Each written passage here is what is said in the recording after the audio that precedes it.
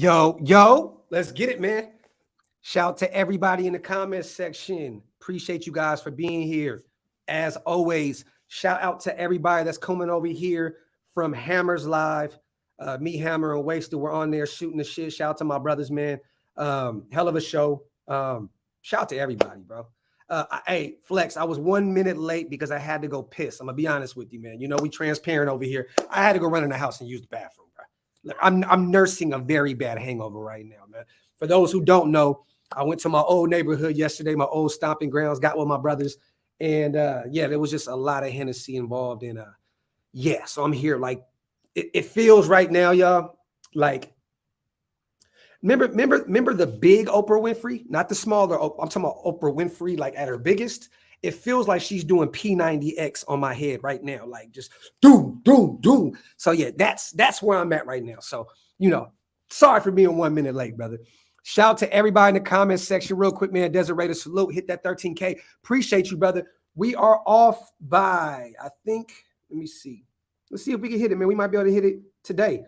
We need 48 subscribers, man. We need 48 subscribers, and we'll be at 13K. So if you guys are not subscribed yet, man, please hit that subscribe button. We're on our way to 13K. We need 48 subs. Shout out to my boy Prezi, man. Shout out to my boy Prezi. Let's get it. Shout out to Sarah in the building. Intel, what's good with you, my brother? Docs, what's good, bro? What's good with you, bro? Do you feel like we just did something a minute ago, bro? Yeah, for really, man. Y'all had to go get me a cup of coffee and take my sweatshirt off, man. No, I had to use the bathroom and go grab me another one of these joints. But yeah, we here, man. Sir. We here. Shout out to everybody. And once again, you guys, for those who don't know, we just said it on Hammers Live. Shout out to our brother Wasted Talent, man. He just hit 1,300 subscribers on YouTube. Our brother is past the monetization stage. We just got to get his minutes up. So for you guys who are over there already and subscribe, and still go over there and subscribe if you're not yet, but make sure, man, to watch those lives as much as possible so we can get those minutes up, man, so our brother can get paid off of his talents, man. You know what I mean? So shout out to my brother, man. I'm so fucking proud of you, brother. So proud of you, man. You have no idea what that means to me to see my brothers flourishing in this shit, man. It's a beautiful thing. Shout out to Raider John. He said, man, y'all motherfuckers is everywhere. Facts, I know, man. right? Facts. Shit, I gotta get right. I gotta get right. You talking about coming down there, coming out there, man, for the draft. I gotta get back in the gym, bro. Me too. Hey, we got a few months, so it's all good. Actually, when I get back to Dallas, me and the wife are going to that. What is it, F5 or F45, whatever that gym is. Yeah. It's like the one where they do like high. Oh yeah. You ready for it? But I don't know. With the way my back is set up with these 3 herniated discs and a bulging disc, I don't know. Hey, Doc, I'm gonna be honest with you. That shit ain't no joke, bro. That shit ain't no joke, man. And like me, I used to box and all of that shit. Yeah, it's a lot of that shit is like it's hit, but it's strength training too. So it's like you got to make sure that like before you go, that you start jogging and you get your body back right. That's what I'm doing now. Yeah, I'm slowly building that up. And my pops, man, he's been working out forever. He told me, shout out to my father-in-law. He told me work your core, get your core right, and that's why I've not been able to do that because of my back. My back is fucked up, but I'm getting right before Vegas. I'm coming out there, man. I'm not wearing shit. I'm out there with no shirt at the draft, reckless with it, bro. On some Transformer shit. Oh, you gonna be out there like King Beef and shit, son? Bro, I'm out there on some action figure shit, bro. I don't give a fuck, bro. Listen, I wear the short sleeve fur coat with no shirt. Thanks. Shout out to my brother Intel, man. Hey, thank you, Intel. You know what, bro? Because it's not even just about the money, right? Shout out to my brother Intel for always supporting all Raider content creators. My bro just dropped a 50 piece on Hammer on his live and then jumped over here and dropped a 50 piece. For those, that's $100 for those non-Adam motherfuckers, right? Yeah, word. People work very hard for that money, man. People work very hard for their money. Shout out to my brother Intel, man, for just supporting us as you always do, my brother. Appreciate you, King. For real. That means a lot, brother. Let me see. Docs look like a GI. Hey, bro. Oh, I gave Prezi an idea, bro. He's gonna fuck me up, bro. I already know it. I know it. I know he's about to put a meme together, bro. I can see it coming. Shout out to Aaron, man. I just saw a rumor floating that J.C. Jackson is interested in the Raiders, Giants, and Ravens. That's cool. I mean, look, at this point, J.C. Jackson is going to go where the money is. He's a New England Patriot till he's not.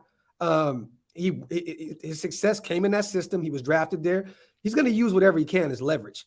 At the end of the day, if he says he's interested in the Raiders, Giants, and Ravens, it's to get the Patriots' attention. That's how I'm looking at it from. Yeah. I'm looking at it from a standpoint of you don't have to uproot your family and move anywhere. He's basically saying, if he did say this, Aaron, Patriots, look, there's other teams I'm looking at, so pay me.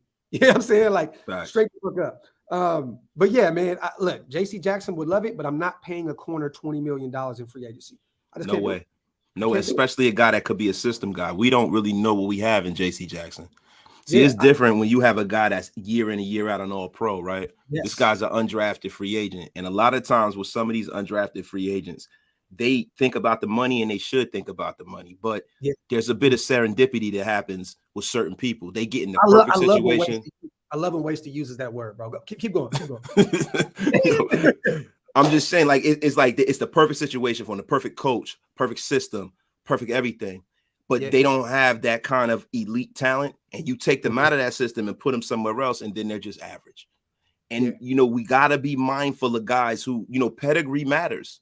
Some of these guys that are first-round picks, some of them get overdrafted, but 85% of the time, if a first-round pick doesn't work out, a lot of times it doesn't work out because of the lack of coaching thereof, and they go somewhere else and they shine.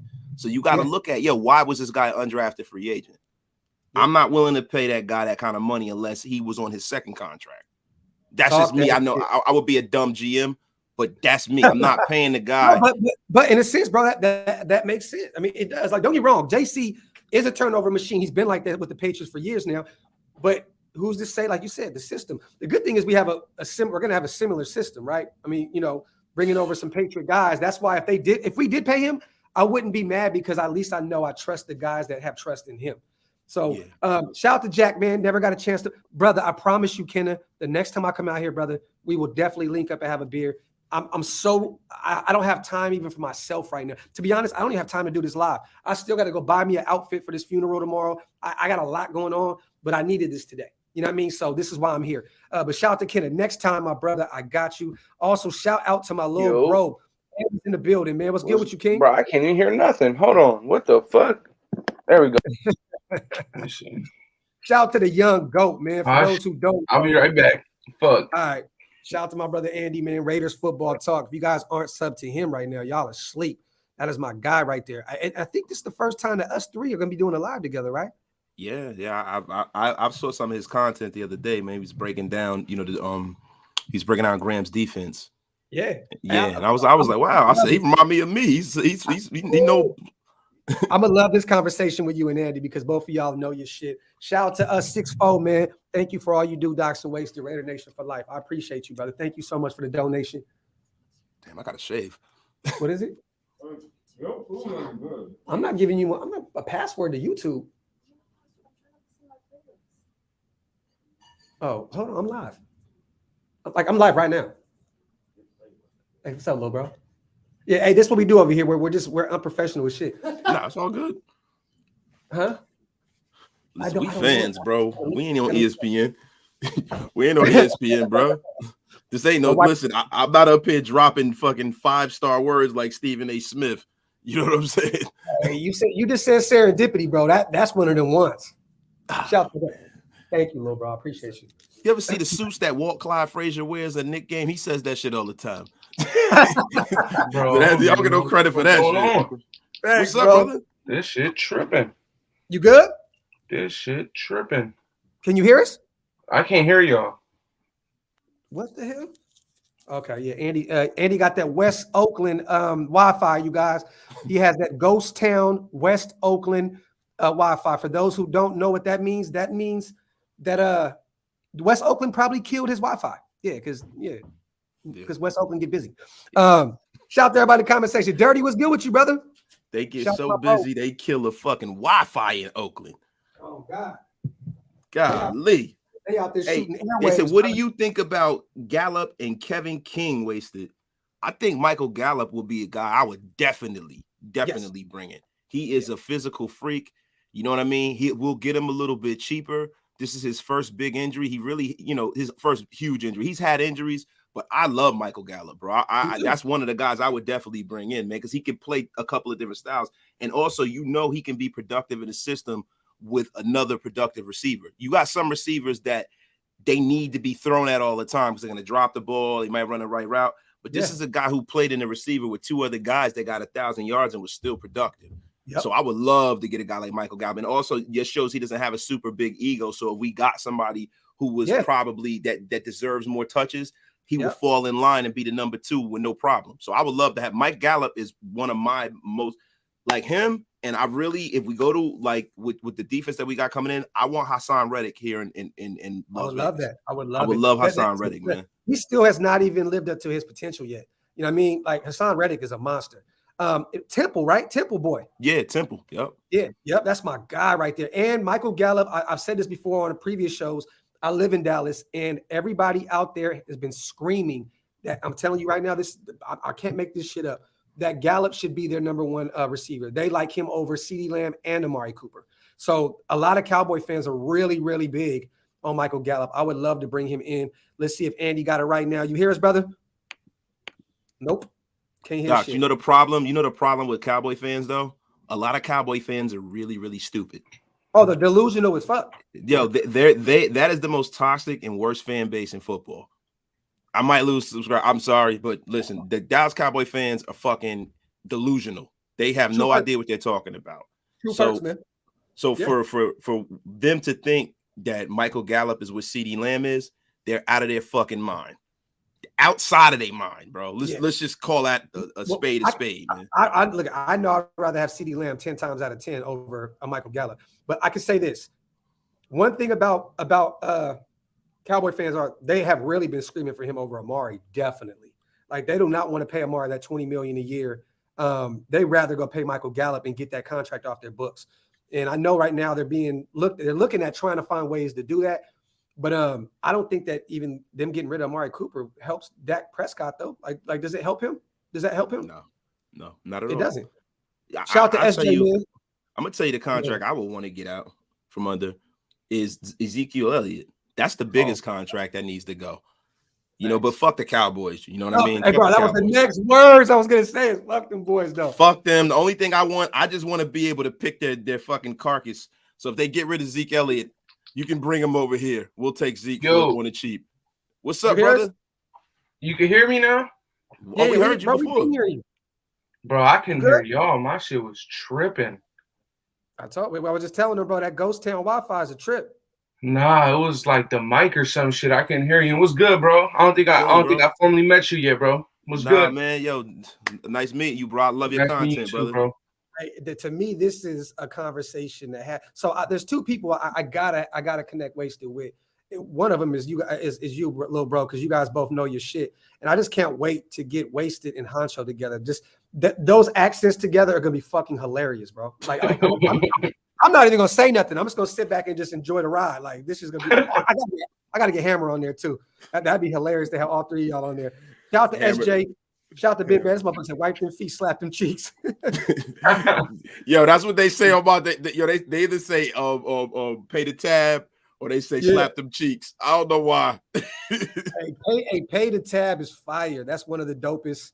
That's a haymaker right there. I love it. Hey, real quick, Andy. So I didn't get a chance to check this out. So Wasted was just telling me that you kind of did a breakdown on Patrick Graham and his defense, right?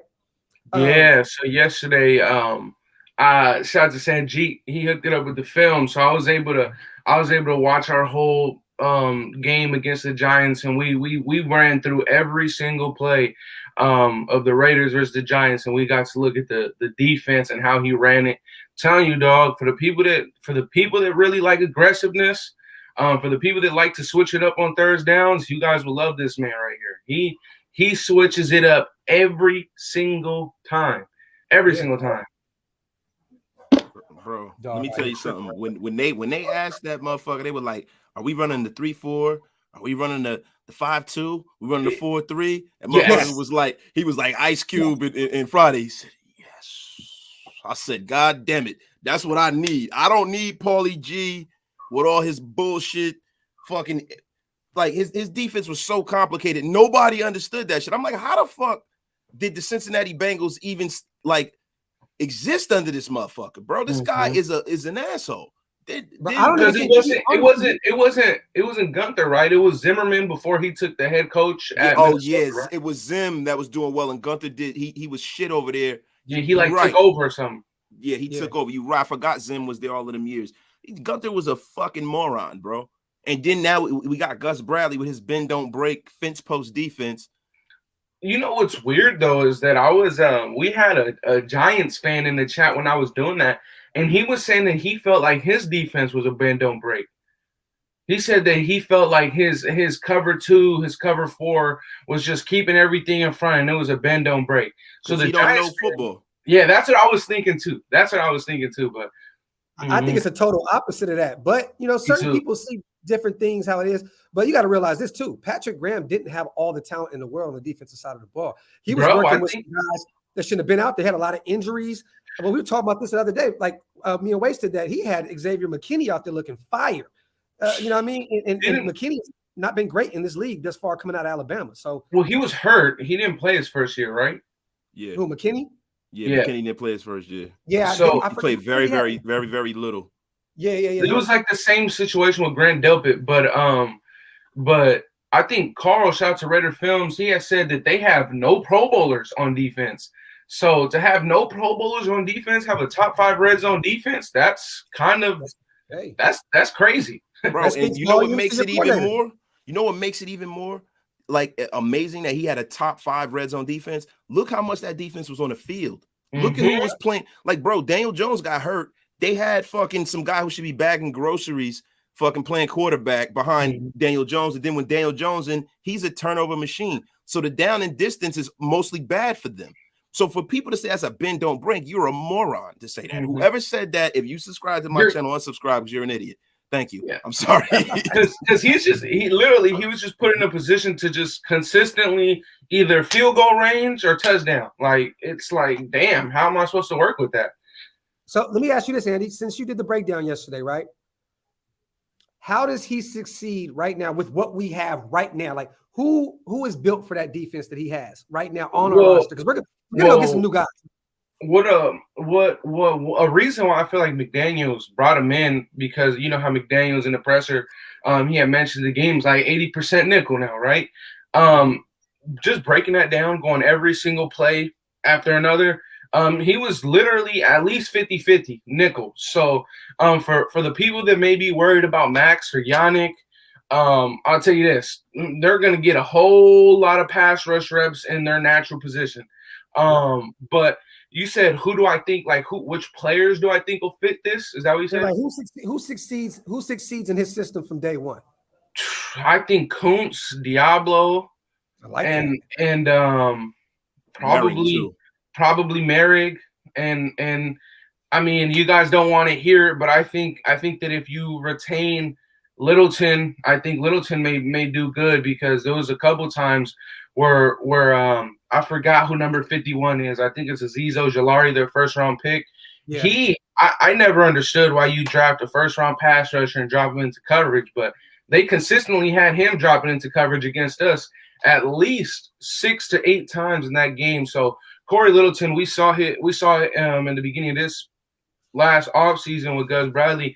Gus Bradley thought that Corey Littleton was a guy that could set the edge for him, right? Yeah. And you know, you look at Corey Littleton, he was a guy that actually had some success rushing the passer and dropping back into coverage with the Rams. I'm not saying that he's gonna be getting pick sixes all pro like that, but if you retain him, he can have some success. But for sure, Kuntz, Diablo, and Merrick, for sure. All young guys. Corey Littleton needs someone he can hide behind, though. Yeah. And that's the thing. Like, it's not like that's the thing. Sometimes I think that's why the 4-3 works for him. Yeah. So I mean the 3-4, my fault. Yeah, the 3. Yeah, he needs that fucking dominant nose. And if you have that, like you got in Los Angeles, then goddamn it could work. But it's just I think a lot of football fans are very, very, very hyperbolic, man. They don't look at why it worked. Corey Littleton was great because he was playing behind the greatest defensive tackle we've damn near ever seen. That has a lot to do with it. Those ends that they have in Los Angeles, they have a formidable defensive line. So it starts with building up the equity in that line. So you keep the guy, and then you got the player, and you don't take the cap hit, because either which way he's going to count against the cap. I'm all for if they see something in Corey Littleton, I would keep him too. Like I don't, you know what I mean? The only guy that has to go is Abram. Yeah. You think Abram got to go? You said Abram got to go? Yeah, he's got to go. I think he's terrible. I think he'd be great. I think he'd be good in this system. I think if you play him in the box, we talked about this though. I understand why. I understand your argument. Oh, I understand completely. Bro was getting fucking hoed by third string running backs against KC, Evan Ingram against New York. I understand why people want him gone. Don't get me wrong. But yesterday, look at how they used Jabril Peppers. They even blitzed Logan Ryan. Dude, the way that Graham utilized Peppers, I know Peppers has better coverage ability than Abrams, without a doubt. I'm not saying that Abrams, but I'm saying Abrams still got that nastiness to him to be able to blitz. I'm not saying pick up Abrams' 5th-year option, but I'm also not saying cut the man before this season. You know, just get your last year out of him. Don't pick up his 5th-year option, but if he does good, you know, maybe re-sign him to a little cheap deal. But I think that Abram, this may be his best fit in terms of a defensive coordinator right now. And I think we're forgetting that the dude had over 100 tackles and didn't even play the last month and a half of football. Yeah. Look, the thing with him is that it's not even about how many tackles he gets. We know he's he's a superior. Listen, if he could cover a little bit, he'd be on a trajectory to being a perennial Pro Bowler. The thing is that when he does well, he does very well. But when he does bad, it outweighs all of the good that he does. So it's like if you get 3 tackles on a drive, great. And then you give up a fucking touchdown when you don't even get your head around, that's worse. He gives up back-breaking plays. It's not what he does, it's how he does it. He almost never in coverage as a safety makes a play on the ball. How could you be a starting safety and never knock the ball down? You never knock it loose. You're always in, like, come on, man. That's my thing. Here's the reason why I feel like he can do just enough this year. I feel like when we brought in Graham, it was kind of the same idea that I had for a while with Ohio Mayo. I feel like he can maximize the roster, right? He can see that Abram he sucks ass in coverage, but he can see that Abram can blitz. He can see that Abram is, you know, he can tackle, right? He's a hitter, right? So I think that he can maximize that part of Abram's game. And you know how Max was already in touch with him saying that to not worry, you know, you're 4-3, 3-4, whatever, we're going to just put you in the best spot. To me, that just sounds like a great coach already, you know. But Abram's I think he's gonna do good this year, you guys. I do. I think you keep him in the box, play to his strengths. I think Patrick Graham is a guy that knows how to get the best out of these type of guys. I'm worried about Littleton because the thing with Littleton, I was screaming he was going to be great in this system with Gus Bradley.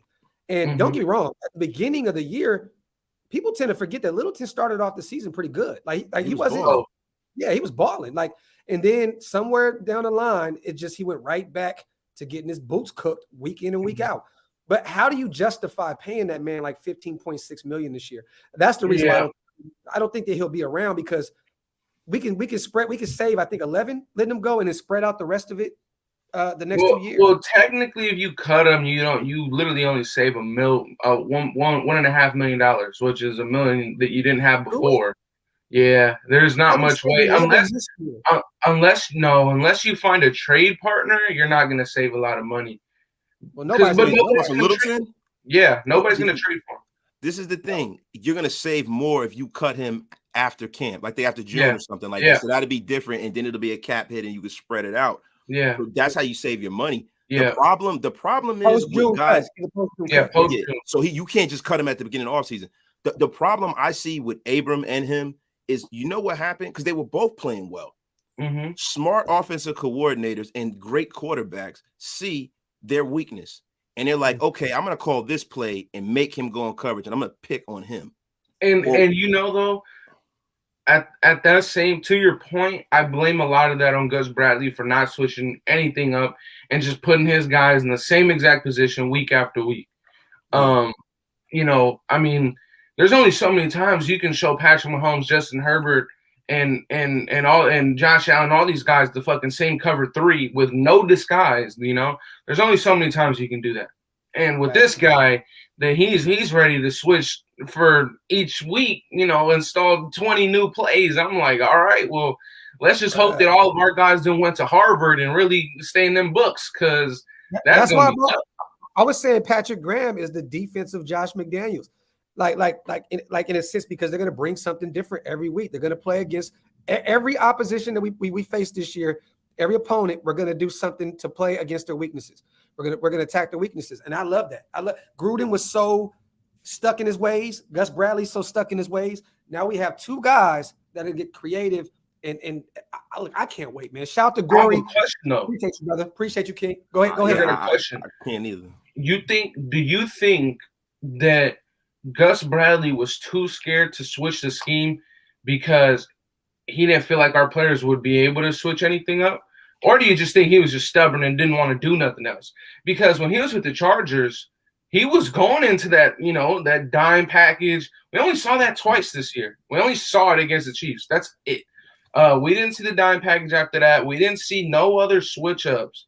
But when he was with the Chargers, when he was with the Jags, and obviously when he was with Seattle, he was switching things up more. So I'm not sure if maybe one year in the system, he still didn't allow. He had one draft. I know that he went out and got some of his guys. We know he went out and got Yannick and and Brandon Faison and Casey Hayward and those guys. Denzel Perriman. But he still only had one offseason. And I don't even think, especially with Gruden, he didn't have any freedom to do what the hell he needed to do anyway. So yeah, I do. There was a lot of differences in his defense in the past. But still, that doesn't justify him being so predictable, bro. Like, yeah, I feel like he had some talent on the defensive side of the ball. For us to not have any turnovers like that speaks volumes to what kind of defense you got. Like, we couldn't get any fucking turnovers, bro. I don't get it. Like that shit was just too simple. It was Digi, Prezi, my wife has my phone. She's trying to do something with the internet or some shit. So I'll check it when I get back. And shout out to you, Robbie. I'm not even watching the Pro Bowl, bro. That shit is two-hand touch to the fullest. It's a waste of time. Yeah, for real, yo. You know the thing about the difference between Gus Bradley from Seattle to the Chargers to here? There ain't no fucking Earl Thomas on this defense. There ain't no Derwin Jameses. There ain't no Joey Bosa's. There ain't none of it. There's no Melvin Ingrams over here. So I think that he was kind of in a box with the talent that he had. He has a lot of young guys. It wasn't a whole lot of pros. You got a lot, come on. You know what I mean? So, I think we as fans, we can blame coordinators as much as we want, right? But it's up to the organization to fill that cupboard with groceries and ingredients to cook with. We didn't have many great ingredients, right? So we got a Max Crosby that is maturing and becoming a great player. And then you got a bunch of young guys. You got a Nate Hobbs. You didn't know what you had with Nate Hobbs. I think that's the biggest word, becoming. I feel like people think that Max is already he's the guy, but Max is still growing. Like you said, he's becoming that guy. He's not that guy yet. Hopefully with this new coordinator, he can really maximize everything. But I hope they can leverage those relationships around the league. The Patriot tree, that's a reason why when they were talking about the former coach of the Dolphins, when he put in the lawsuit that Bill Belichick is part of the problem, right? Because Bill Belichick is a kingmaker all over the league. Like, people say that his coaching tree sucks, right? But there's so many great fucking coordinators, positional coaches that come from the Patriot family tree, right? So now you bringing in guys that you can leverage all kinds of relationships, just like Graham being in Miami. Now, who will we want in Miami that we could possibly get that's a little unhappy down there? A certain cornerback? Yeah. Maybe he might want to come home. And that's what I'm really, really ecstatic about. Yeah, I think we were talking about this in that chat that we got, Graphk. Like, with all these new acquisitions, we really got connections everywhere. We got connections with Chicago's free agents. We got connections with the Giants free agents. We got connections with obviously ours. We got connections with New England. It's like we have, and then that live that you did earlier on in the week, all the guys are at the Pro Bowl. They just seen this team do some shit that they probably shouldn't have this year, So it's like that should be exciting. That should be something that'll want to bring people over. on top of it, Pro Bowls in Vegas. They're getting a taste of what it's like to play and live in Vegas for a weekend. Hey, real quick, guys, I want to do something right here since I got my brothers on. I'm gonna do something real quick. Me and Wasted have been doing this a lot lately. So, all right, look. Now that we know who our defensive coordinator is with Patrick Graham, these are the free agents for the New York Giants. Mm-hmm. So, some guys that we might bring over. You know what I mean? Patrick may say, "I'm gonna bring some of these guys over." Let's look at the list. All unrestricted. So there's voided. We see Nate Solder. He's out there. I guess his contract is void in 2022, and I wouldn't want Nate Solder anyway. He's been a bum. Mike freaking Glennon, dog. Mike high stakes Glennon. Glennon neck looked like this. Yeah, this shit looked like a Corona bottle. But let's look. I just realized, bro, the comment is covering my face. Oh shit, bro, Limu Emu. That's what I call Mike Glennon. All right, there we go. All right, let's go over this list. Okay, there's a few names we can look at. I know there's gonna be some cheap options as well. But look, we were just talking about Jabril Peppers at safety. What are you guys thinking about? He's a Swiss Army knife. For those who don't know, Jabril Peppers is a Swiss Army knife. He's a guy that he can return punts, return kicks, play safety, put him in the box. He really was a linebacker this year. I mean, they really converted him to a linebacker, and he didn't really play too much safety, right? I believe he was in the box damn near the whole year. Really, I mean, he was lined up at linebacker. Jabril Peppers, John Ross, which has not been able to stay healthy for shit since coming out of college in Washington. I was a huge fan of him when he was a Husky, but he went to the Bengals. He couldn't stay healthy. This guy's still fast as shit, but if he can't stay healthy. But really, there's only one guy on there. There's really only one guy on there. In my opinion. Is it Danny Shelton? Nah, it's Will Hernandez. Will Hernandez. He's not the greatest, but I think he's a right guard though. So I feel like that would be either moving his position or moving Leatherwood's position. But I don't really know. Just looking at their roster off top, so there's not really anybody that's like attractive. Really, it's just. I mean, you could take Jabril Peppers, but like we were saying, I mean, you might as well just try and ride it out. See if Abram can really do some shit in this system. But who knows? I feel like a guy that I was very disappointed didn't get enough playing time was Kyrie Gillespie, because I feel like Kyrie Gillespie is a do-it-all guy. He can come down in the slot. He can play strong because he has that that knack to him, that hitter mentality. He can't play deep high, but he can play split with Merritt. Yeah. And his knock coming out of college, for those who don't know, in Missouri was he never had a turnover. He's never got an INT ever. He's never had a pick in college or now his first year in the NFL, which he didn't play a lot at all.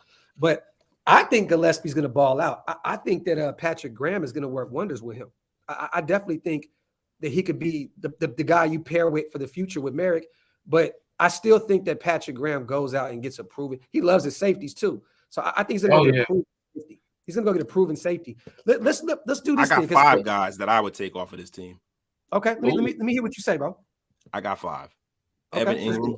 I would take Evan Ingram in a heartbeat. We just talked about him on Hammers Live. And Andy, hear us out, right? Because we know all the knocks of his game. He has problems catching a ball. He was a Pro Bowler 2 years ago in New York, and I think he only had 500 receiving yards. He definitely didn't deserve to be a Pro Bowler that year. But coming out of Alabama, right? He was an Alabama boy. Ole Miss, right? Was he Ole Miss? Oh, Ole Miss. I'm sorry. Yeah, there we go. Ole Miss.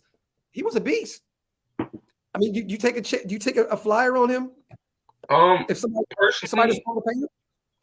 Personally, I mean, if nobody wants to pay him, then sure, why not? But honestly, I mean, I think that he just doesn't really fit the scheme because, McDaniels, he wants a tight end that can kind of block and catch. Evan Ingram can't block. He can't really catch. He has a lot of athleticism, though. He's definitely an upgrade over, the Derek Carriers and even Foster. He's better. He's already more proven than Foster, right? But I feel like since Foster is one of our own guys, we kind of want to see him succeed over a guy that we bring in. But yeah, I mean, Evan Ingram, if nobody wants to pay for him, why not? But I'm not. I wouldn't go after him, if you know what I mean. John Ross, Will Hernandez, and give me Reggie Ragland or Benedict McKinley. And and Jalen Smith has had a lot of injury issues, but he's a solid guy that you can get on the cheap. See, because we got to fill the roster up, right? I like McKinney. I like McKinney. They traded McKinney can play. Yeah, but McKinney can play, bro.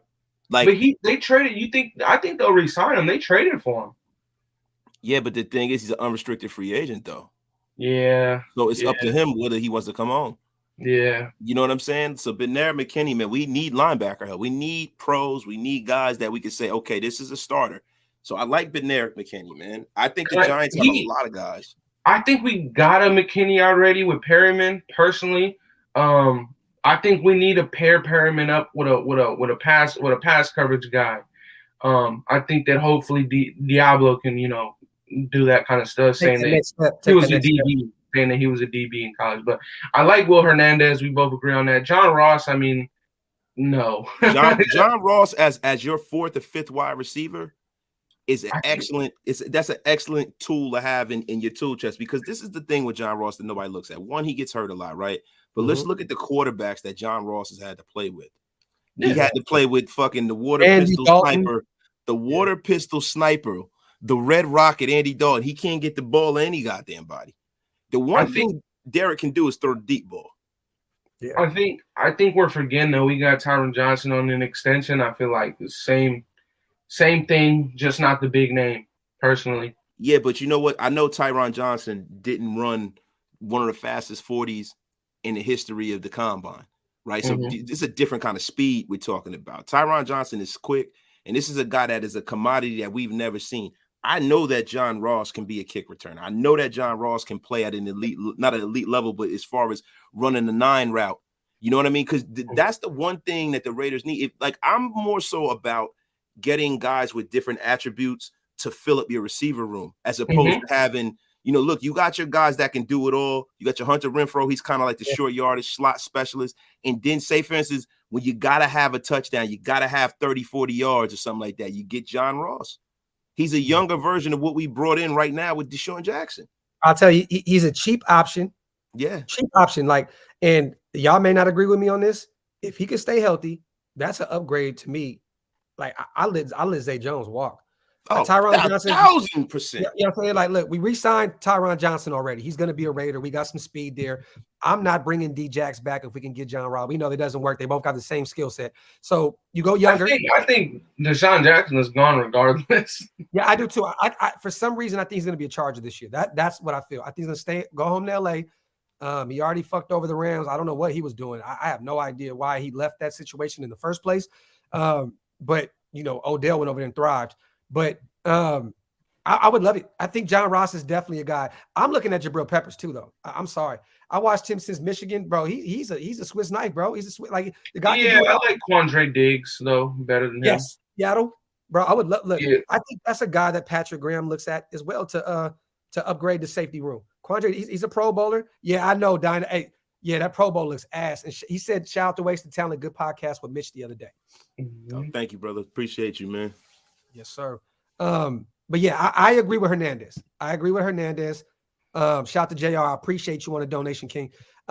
We need to upgrade that guard room. I'm looking at Peppers. I'm looking at John Ross. But to be honest, there's not a lot of guys on this list that I'm like, oh my God. We were looking at the Bears the other day. I think there was a few more guys on there because we were looking at if Desai took over the team, the defensive coordinator position. I was more excited about a few of those guys. God, he didn't, man. I was so happy he didn't get that job. Yeah, me too. You were in the DM screaming to not have him. Yeah, you weren't big on that idea. But see, this is the thing. That's not the important guy that we need to bring over Chicago's free agents. We have an assistant GM. Yeah, who just came from there that everyone fucking loves. That's what I was saying. You don't need Sean Desai.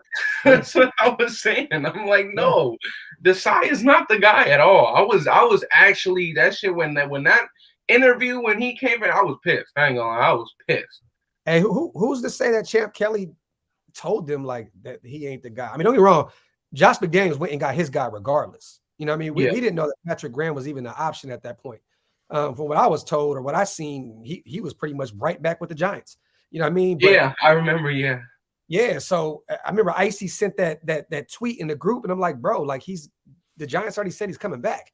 So I don't know how that worked out. A lot of Giants fans were saying they felt like he just never wanted to be there. I mean, bro, they felt like every year he was kind of looking for a way out, kind of.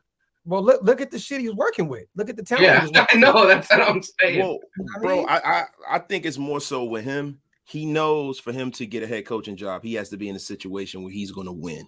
Yep. Yeah. Right. So he left Miami. Exactly. Then he came to the Giants. Exactly. Now he sees, I believe in Josh. Yes. This Patriot we coach together. I know Josh gonna get it done. I put my faith in Joe Judge. But Josh told him that too. He said, I promise you, in the next 2 years, you'll be a head coach in this league. And that's what he's looking for. So I'm gonna be honest with you, bro. See, the thing that everybody's saying about fucking Jabril Peppers, man. Listen, if the only way I want Jabril Peppers on the Raiders is if John Abrams isn't here. You can't have John Abrams and him on the same team. You can't. Yeah. So if there's no John Abrams, though, bro. But see, John Abrams getting paid too, and I know that Jabril not Peppers this year, can cover. Not this year. Yeah, but we know Jabril Peppers can cover the tight end. Yes. This is what we know. Who do we have in our division? You look at him, bro. That's why I want him. Yeah. But take a look at this. When I was doing a thing yesterday, the what's his name, Bradbury. He got $22 million he's owed. Giants they gonna cut that boy loose. I'm telling you, if he gets cut loose. You talking James Bradbury corner? Yes. Hey, now that would be crazy. Because so for those who don't know Bradbury, I believe he outplayed his draft status in Carolina, and then got a big deal with the Giants. Bro, I would definitely. I'd be on that board immediately. And I'd be on board with that immediately.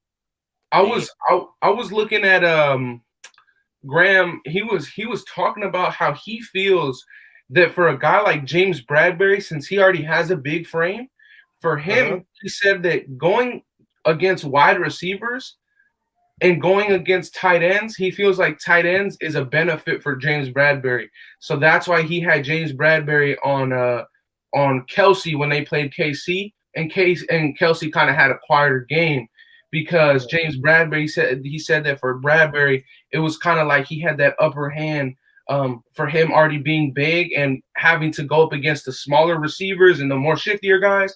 He said that going up against a tight end for him was a little bit like an advantage. But yeah, the Giants fan that was in there when I was watching the film, he said Giants most likely gonna cut him because he's owed $22 million and they can't afford that. That's a proven commodity though that we can use in our division. You gotta fucking, when you build your roster and construct it, you have to worry about the 8 games that you got to play in your division. I'm sorry. You know what I mean? So, a James Bradbury solves a lot of your needs because the Chargers are going to be strong at tight end. You know what I mean? And you definitely know what the Kansas City Chiefs bring to the table. And then there's another guy that nobody's thinking about. If you get a quarterback with a pulse in Denver, Noah Fant is a fucking beast. Yep. You have to defend against the tight end, man. So for me, Bradbury is on my list. Yep. People are forgetting I think Jared Cook's a free agent, but people are forgetting Jared Cook did us in our first matchup against the Chargers. Like he did us dirty. So that'll be very, very interesting. Hey, Andy, since we're talking about James Bradbury, my bad, wasted my bad, brother. It's all good. Hey, here's a list right here, and we went over this the other day too. Me and Wasted. This is a list right here of free agent corners, right? So now that we know who our defensive coordinator is, it's a lot more easier to look at the guys and say who's going to work in this system, who's not. Before we already got our spot. We already got one outside corner, but we need a number one. Okay, so and you're talking about Mullen, correct? Mm-hmm. Okay, when healthy, Mullen could be that number 2 guy. And when healthy, Mullen in this system, this could. Oh my God, man! I'm telling you, for the first month and a half of last year, he was the best corner in press man coverage in the league. We're talking above Gilmore's, above Jalen Ramsey's, above Marlon Humphreys, above all of them. In a press man system, Trayvon Mullen was number 1 for a month and a half. And then Paul Gunther started doing his fuck shit. So I'm gonna do this. I'm gonna do with Andy what we've been doing with the free agency, right? So yeah, Andy, what is the 3 biggest needs on this team? In general or on defense, offense? If you're the GM and you get to pick 3 guys in this free agency period, what positions are they? If you got 3 of them.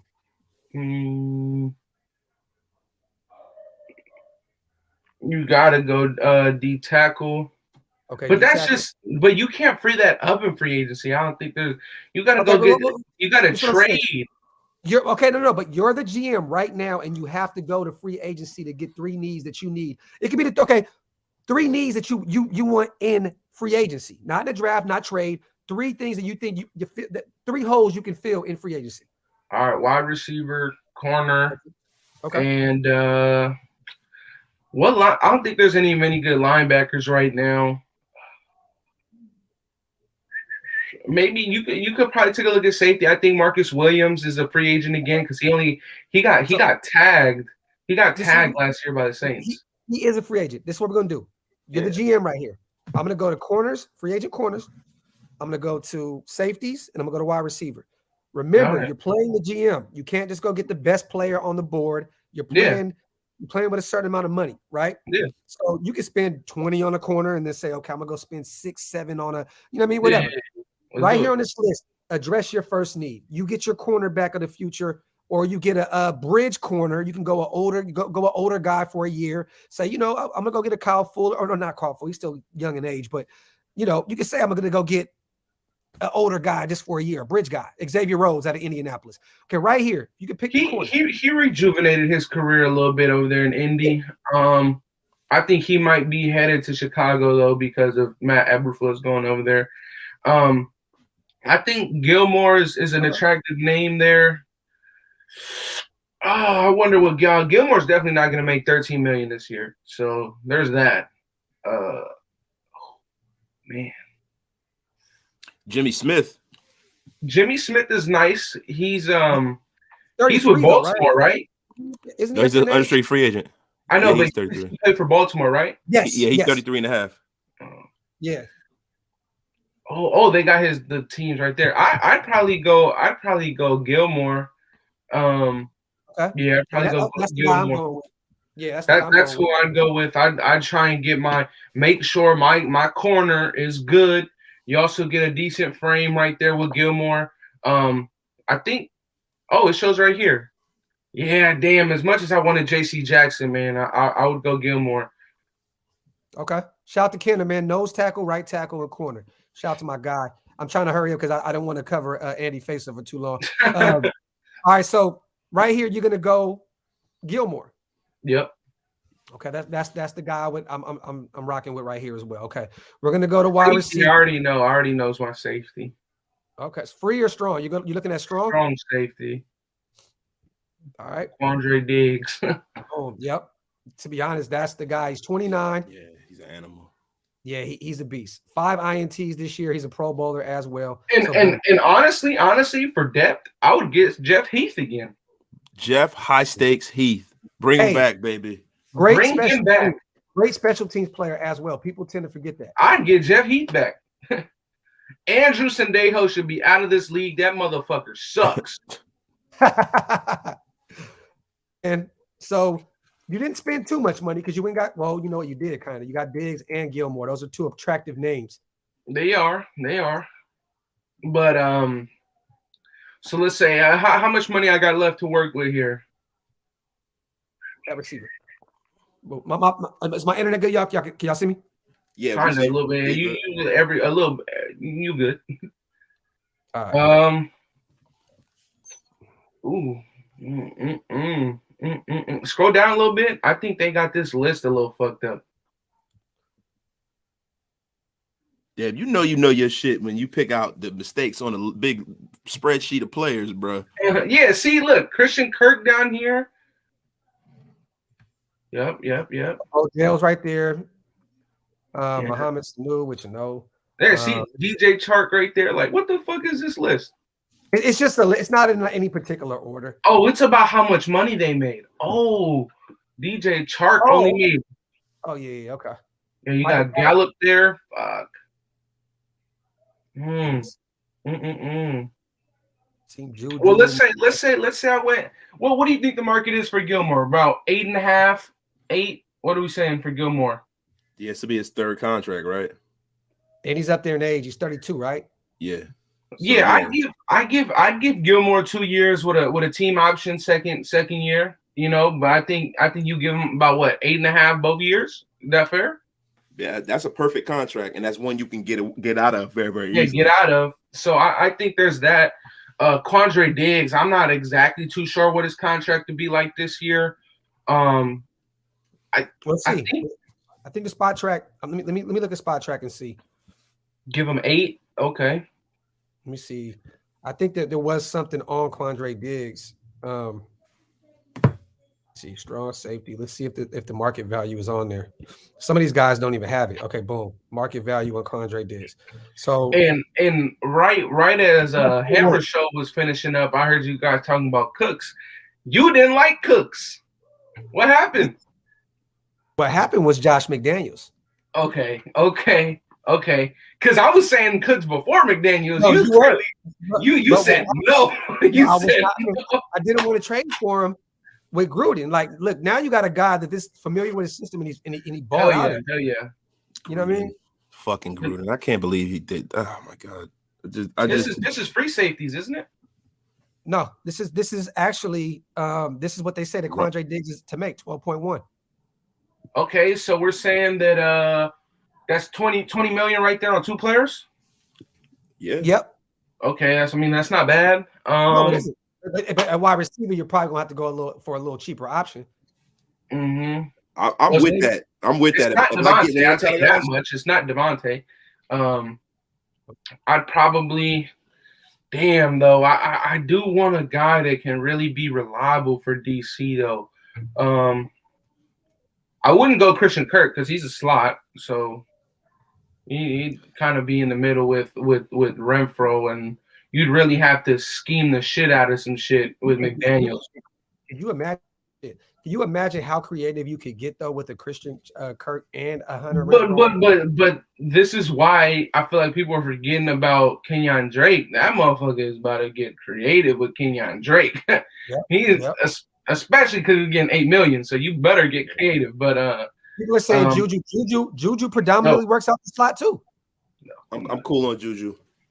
I'm super cool on Juju. I'm cool on Juju. I don't need Captain TikTok in the Raider locker room. We're good on that. Damn, man, I really want to go A-Rod, but at this point, I would we have the bread for that?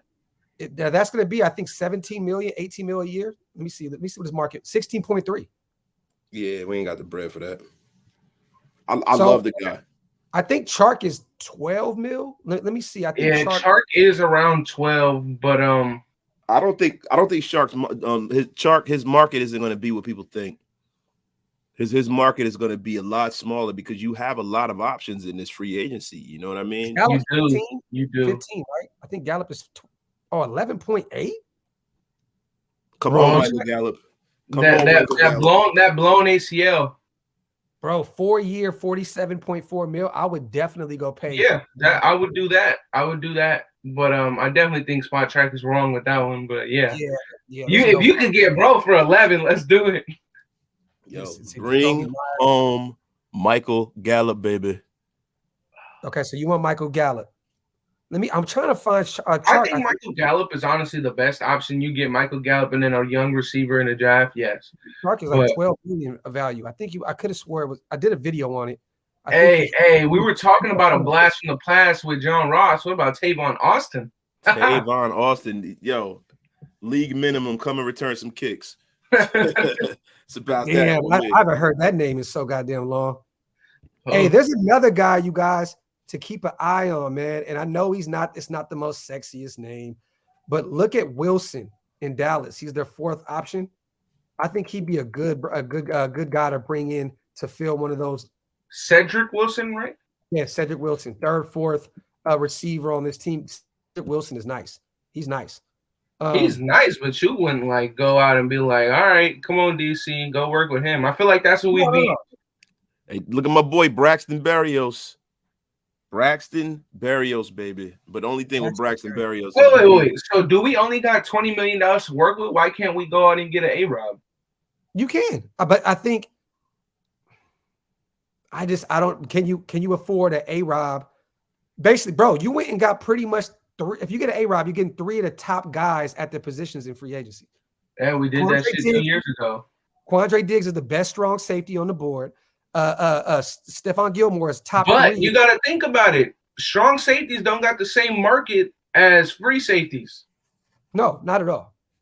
Because when you got a Marcus Williams and a Marcus May out there, those two are going to be the top guys.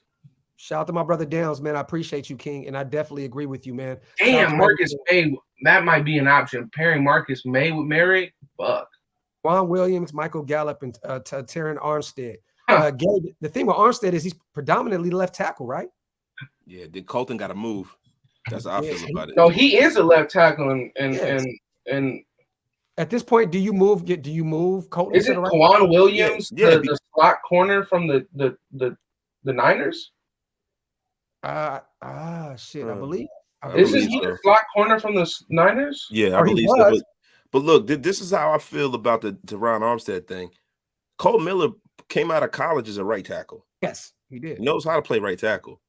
It's just moving him and him getting used to being over there. Yeah, I would do it, especially because we're switching schemes. So is Colton Miller going to hold up at left tackle going in a power scheme? I don't know. Maybe he might be a little bit of a question mark. But if you move him right, he's up to an age, my brother. I'm not going to get into Patrick Patterson. But yeah, I feel you though. But at this point in his development, is that a step back, moving him back to the right side? I think it may be I think there may be a contract like thing in there that he may not, you know. But this is the thing. He's paid like a left tackle. What if you know Daniel Fa'alele had a bad Senior Bowl? He didn't perform to how he should have in the Senior Bowl. Big ass right tackle out of I think it's Minnesota. 6'8", like 340 or something like that. I think he only been playing football for like 3 years. But what would you guys 1 year had to, say, look, Denzel Good, you played nothing last year. You fucking got paid for no reason. Go play right tackle for 1 year, and then we figure some shit out next year. Denzel Good would be bagging groceries next year if it was me. You know what I mean? That's just me. Denzel Good, him being that. You can say $4 million off the books, letting Denzel walk. Three, right? He signed a 2-year, $6 million deal. There's $4 million on the books this season. See you later, Denzel Good. See you later. I said, see you later, Denzel Good. The only problem with me would the kid from Minnesota, I would draft him, but I'm not hanging my hat on another rookie. Me neither. We got to shore up that line. The first thing I'm doing is making my phone call to Morgan Moses. Me too. Morgan Moses is a must. He's the most important piece that they will probably have all season if they're going to try to institute this offense. But what's crazy, bro? If you go get Armstead, right, and you move Colton over to the right, you know how better that instantly makes Simpson and Leatherwood? That improves their game. And that's what I'm saying, bro. And then you don't have to really worry about your guards. You can say, you know what, let's develop these guys right next to some of the best. That would be the play, but it's like, what is this going to be, his fifth year? You're talking about in his fifth. That's the reason why dude from Baltimore went to the Chiefs, right? Because they had him play out of position in a position he didn't want to play in. But Zeus Jr., Orlando Brown Jr., right? Yeah. He really that's a money thing, bro. Left tackles get paid more than right tackles. It's not a skill set problem. Mm-hmm. It's not a skill set problem. And the thing with Cole Miller, these guys are football players. What's the difference? He could go to the right very, very easily, but then when it's contract time, now that contract don't look the same. So that's the only thing. If Colton Miller's willing to do it without kicking and screaming, I would do it. That's just me. I think he will be willing to do it. There's one or two things you guys do. Morgan Moses has been my guy, right? You get him in, you put a serviceable line together. If you go get Armstead and you move Colton Miller to the right side, you dedicate a lot of money to that line, but you instantly probably have one of the best O-lines in the league. So you want the O-line, or do you want one of the greatest O-lines in the league? I don't think Colton was mad moving to the right side. He played there at UCLA. I don't really see the issue, but do you give Terron Armstead that kind of money? It's a lot of money on the books, bro. I think it is a lot of money on the books, but in our division, you got to put that money on there. You have to, right? Because you never know with the Chargers, the Chiefs, or even the Broncos, if they get a quarterback, you might be in a shootout game, right? And we know the Broncos got Bradley Chubb and all these pass rushers. We know that KC every now and again puts Chris Jones on the edge. We know what the Chargers got in Wusu and Bosa. Yeah. So we would need to, but I feel like that's honestly, it's not that bad. Paying a lot of bread to your two outside guys, and I mean, you look at what our interior is making; they're not making shit, really. Oh, they're all rookie contracts. But besides Leatherwood, Andre James, yeah. But Andre James' contract is cheap as hell too. We got a 3-year extension, and we're not paying our center shit. So yeah, so I feel like Andre is lucky. Yeah, that's a great y'all. I didn't think about that at all. What? About maybe even looking at Armstead and moving Colton Miller to the right side. But here's what I was going to ask you, because I remember I had asked if you knew anything about Morgan Moses in the screen game, because we know how important that is to McDaniel's system. Yes. And we need a guy who can get out in space and go catch up to a linebacker, catch up to a slot corner, and move some people out the way. That's not what Morgan Moses does well. And that's what I was about to say. And Josh McDaniels knows him because he plays him twice a year in that division. And this is the thing. You look at the Saints offense, what the fuck is Alvin Kamara doing every other play? A screen, he's out in space. That's the reason why I suggested it. That's why I suggested it, to be honest with you. Because I know that he's coming from a kind of a congruent situation. Yeah. Terron Armstead, we know that he's fucking, he's sprinting every other play because of Alvin Kamara getting downfield all the time, So at that point, it just is Colton Miller willing to play on the right side, which is something we did with Trent Brown. We told Trent Brown, you got to play on the right side. So, I mean, it could work. It could work, but you are paying a lot of money, but you are filling a huge need, man, a huge need. And like you said, you're not leaving it up to some rookie that ain't never went up against a Joey Bosa in his life. This is why it's not going to happen right here, fellas. Right. And I love it. I love the idea. $24 million a year for Armstead. That's the market value for him right now. But that's okay. But listen to this. Listen to this. People were talking about trading for Leonard Williams. That motherfucker getting $27 million. We were talking about, look, if you extend Derek Carr, you can make that play. That's the reality of having Derek Carr as your quarterback. Yeah. It is not a luxury to have two great tackles. It is something that you need to have. Yeah. That's the problem. Derek Carr, I've never seen a quarterback like him where with protection, he's a top 10 quarterback, especially now that Brady's gone and Ben is gone. And, you got a couple guys that have taken a step back, right? Without protection, he's a lower team quarterback without protection. He does not handle that shit well. You have some quarterbacks with their superpowers to be able to feel the rush, step up in the pocket, slide coverage, stuff like that. That's not Derek's strong point. If there's one weak point in his game, that is it.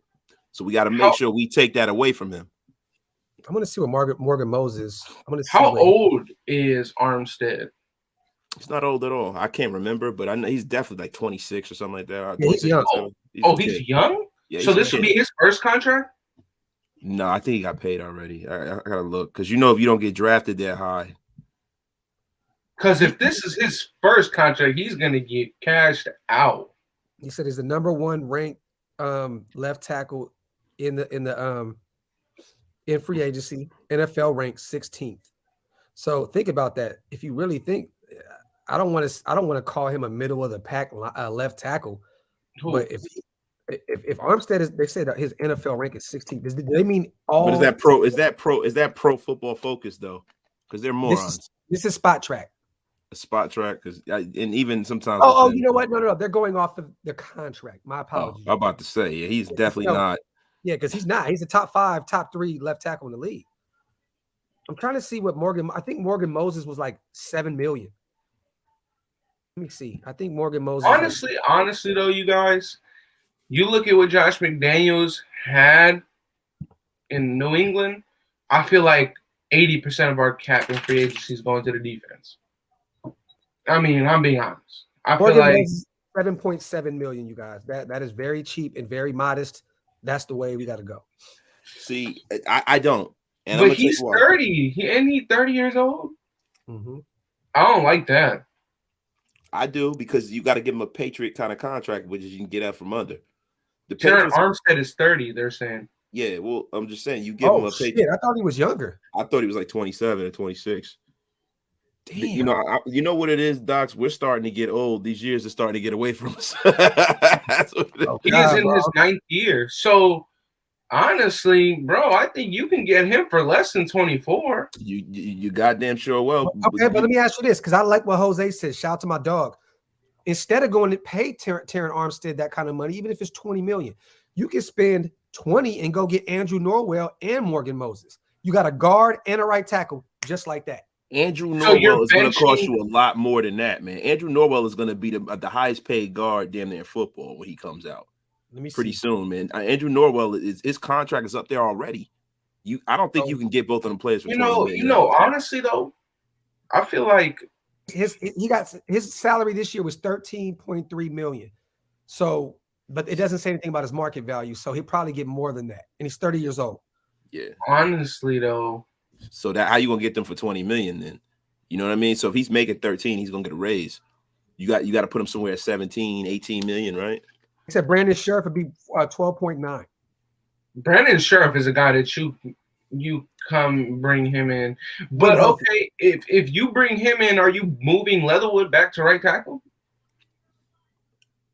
See, that's a lot of that. Josh McDaniels did that? If he could stop being the drive killer, no, I wouldn't. He's a first round pick, and he has talent. He has talent. He has a frame. Like, see, the thing about some of these players, I'm not willing to give up on a guy who has physical attributes but has an issue up here mentally, right? Yeah. The thing with with John Abram, and this is why I'm always my soapbox about him. I can just see from him being in coverage, he doesn't have it in his hips to open up and cover.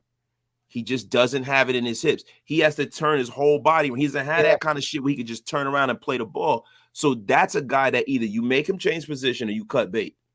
But it's funny that you bring that up, because in the offseason, when one of the first clips when Ron Miles was hired, it was a clip of him doing that shit that DB coaches do where they got to point the ball left to right and they got to flip their hips. Abram looked extremely natural, flipping his hips to the right. It looked off as hell when he had to flip his hips to the left. It looked like he had to almost make a complete, body change, but like body movement just to flip his hips. But to the right side, it was fine. To the left, it was horrible. It was really, really bad. So I 100% understand and agree with what you're saying right there. So most of the time, sorry. Which is probably why Jabril Peppers can guard tight ends and Abram can't. Mario, I'm not really worried about the OC position because we already have our guy that's going to be calling our plays.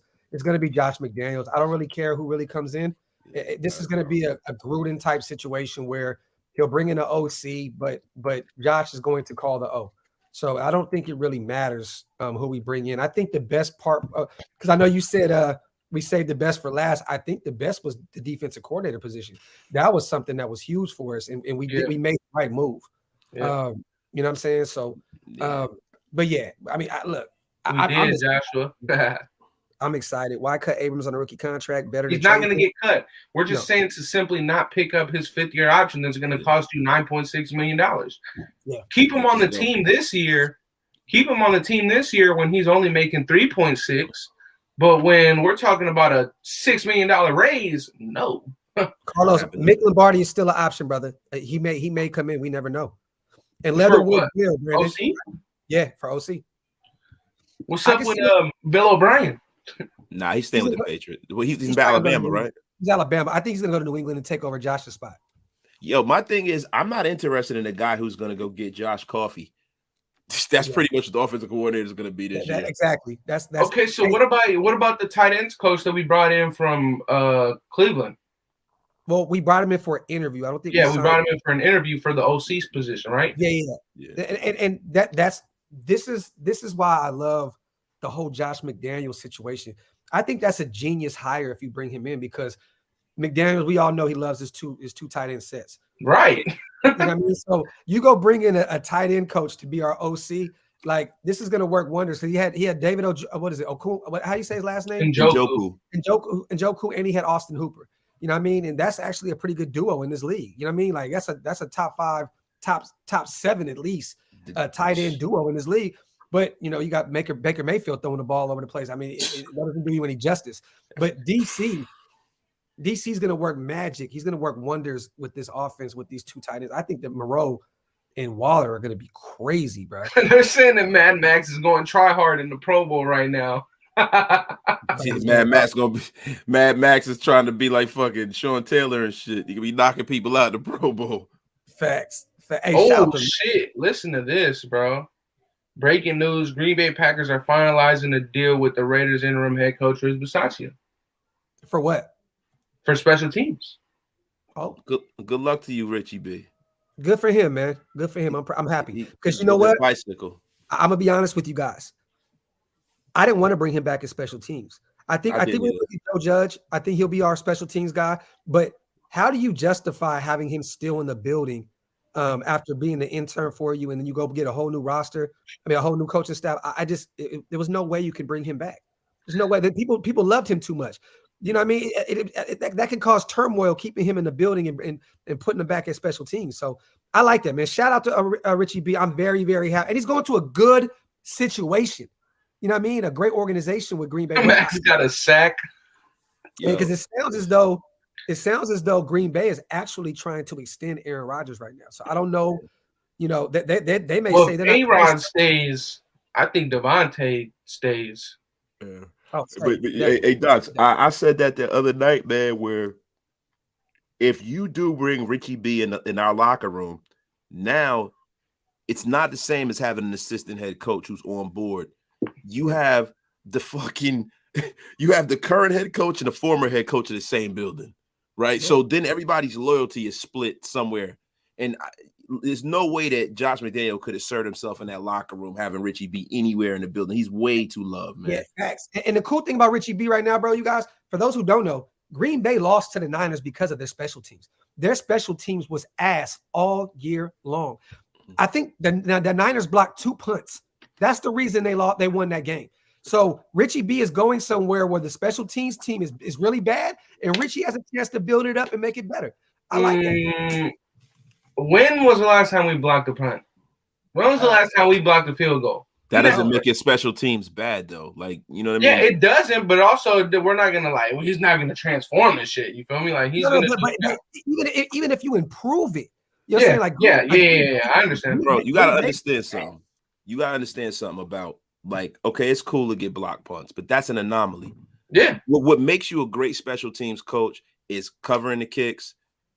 The punt game going off without a hitch, having great punting, great field position, guys making tackles out there, guys making plays, and guys not making mistakes. When you don't have any mistakes out of your special teams, that is great special teams coaching. Mm-hmm. So like all of that. Hunter had a forced fumble. There you go. Yeah, that's what I'm saying. That is great special teams play. That's great special teams play. And then even if you do get a kick return here and there and a block and stuff, that's an anomaly. But you don't need it to be a part of the problem. I'm sorry, Docs, we're talking too much. No, you good, brother. All I'm saying is this. At the end of the day, we have the best punter in the game, and we have one of the top 5 kickers in Daniel Carlson, which should have been a Pro Bowler as well. I mean, Richie B did his job. I mean, at the end of the day, you got the talent. It worked. I mean, hey, it is what it is. Shout out to Glenn. I'm drafting O-line, wide receiver, and corner, brother. Those are 3 things that we have to go get. We have to go get a right tackle. We may have to get a guard. We probably will get a guard. And a corner, we need that. Wide receiver. Do we need a guard though? Yes, I think so. Yes, you definitely do. Oh well, actually, Mag and Gruden gone. These new coaches not gonna give a fuck about Simpson or Leatherwood. Yeah. So yes, we do. See, I think that's a flawed. That's kind of a flawed way to look at it. They're not gonna give a fuck about Simpson. They definitely gonna give a fuck about Alex Leatherwood. Alex Leatherwood is a first-round pick. and they owe that money to him. And then the thing about it is that why, like, the Patriots are the kind of, I know we got to stop talking about the Patriots, but I need to stop talking about the Patriots. But what you do is, if you're going into a new situation, you deal with what's there first.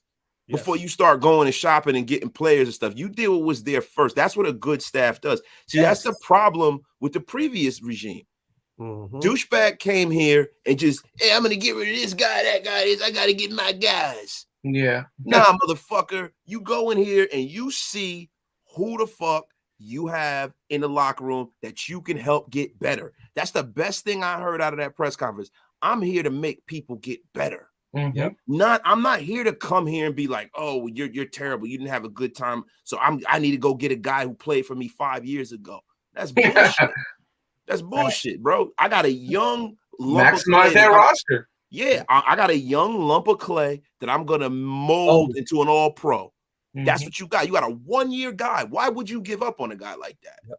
Shout out to Omar. I appreciate you, brother. That means a lot to me, man. Thank you so much. And I appreciate you on the donation as well. Shout out to Big Boss, 3 goats on the live. Sheesh. Appreciate you, my brother. Hey, let me ask you guys real quick, because my daughter's blowing my phone up right now. I got to go get her an outfit and me an outfit for this funeral tomorrow. What do you guys have going on today? Me, I'm going to go live at I pushed it back. I was going to go live at 4:30, but I pushed it back to 5. So I'm going live today. So I have no idea. I think I got some family stuff to deal with, but after that, I don't really know. Well, my guys, man, everybody make sure you go to Wasted's live. He'll be live here in a minute. You guys go subscribe to our brother. Everyone here also go subscribe to Raiders Football Talk. My brother Andy's doing his thing. Shout to him. 3,500 subscribers, bro. Just a minute ago, we were trying to run it up to 1,100. It's a beautiful thing, man. So shout out to little bro. Run the numbers up. Let's get him up to 4K. Let's get him up to 4,000, man. Everybody go subscribe to our brother Andy. And once again, man, I got to tell Wasted again, proud of you, brother. To be 1,300 subscribers already, that speaks volumes, bro. So continue to do your thing, my brother. You guys run those guys' numbers up. I'm going to go do my family thing. I'm not doing anything tonight, and I got a long, emotional day tomorrow. So y'all probably won't see me until I get back to Dallas Tuesday, but I will be around all week when I get back. So, but I appreciate you guys. Hey, sometime during the week, I would love to do this show again. We have some more time when I'm back in the cave. Would y'all you want to put something together sometime, maybe next weekend or something? Definitely. This right here is for sure. I'm down. And what we're gonna do is we're gonna simulcast it. So we'll have it live on all 3 of our channels. We can make that work. You have to let me know how to do that, but yeah, let's do it. All we gotta let. Well, I'll get with you guys. Hey, Wasted. What I'm gonna do is add you to our chat. That'll be dope, man. I appreciate it, man. And then we'll move out. Then we'll move like that. Shout out to my guys, man. Wipe them feet on the way out, please, and subscribe to the channel. I think we're like 30 away from 30,000 subscribers. That shit is crazy to me. You just lag like a motherfucker, bro. How many subscribers, bro?